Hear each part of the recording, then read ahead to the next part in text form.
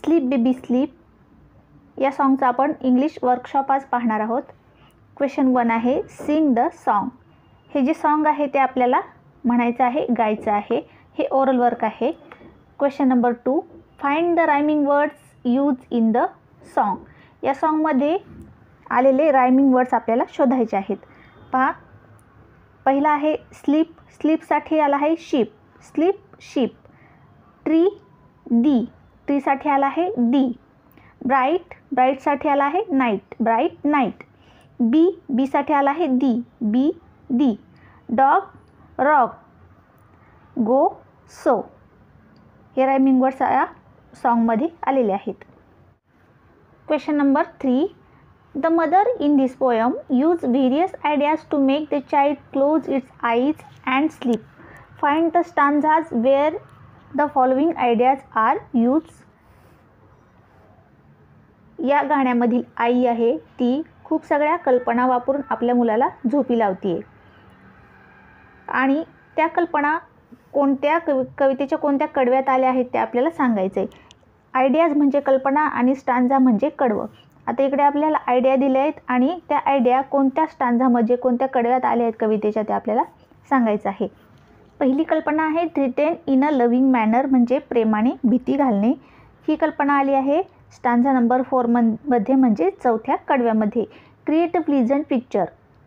ही कल्पना आली आहे स्टांझा नंबर 1 म्हणजे पहिल्या कडव्यामध्ये. नंतर remove the teeth and make the child feel safe. ही जी कल्पना आली आहे ती आहे स्टांझा नंबर 5 मध्ये. Describe a night in a beautiful manner. ही कल्पना जी आयडिया जी वापरली आहे ती स्टांझा नंबर 2 मध्ये वापरली आहे. Promise a gift. ही कल्पना स्टांझा नंबर 3 मध्ये वापरली आहे. क्वेश्चन 4 आहे तो आहे activity. From group of 6 to 8 list the favourite songs poem of all group members. Make a long list by putting together all list prepared by the different groups. You may choose song or poem from any language. Now describe your favorite song with the help of the label given below. Note that you can select more than one label for a poem. इथं काय करायचं पहा, from the groups of 6 to 8 list the favourite songs किंवा poems of all group members. ग्रुपमध्ये जे 8, 6 किंवा 8 member आहेत त्यांच्या आवडीच्या गाण्यांची लिस्ट बनवायची आहे. नंतर make a long list by putting together all list prepared by the different group.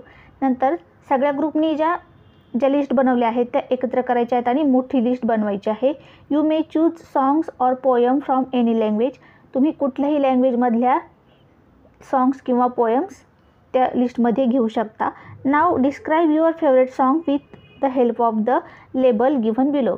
खाली काही लेबल दिले आहेत ते लेबल त्या कवितेला लावायचे आहेत, म्हणजे ती कविता कोणत्या प्रकारात येते त्या प्रकारचं लेबल त्या कवितेसमोर लिहायचं आहे.